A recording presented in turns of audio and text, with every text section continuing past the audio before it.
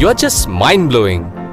কি মারাত্মক এক্সপ্রেশন! আমি তো একজন আপকামিং স্টারকে দেখতে পাচ্ছি সামনে। কি যে বলো, তবে জার্নিটা কিন্তু এতটা ইজি না।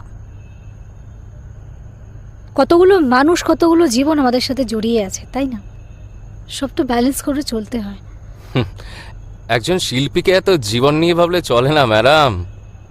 এই কম্পিটিশনের মার্কেটে নাহলে পাল্লা দিতে পারবে না।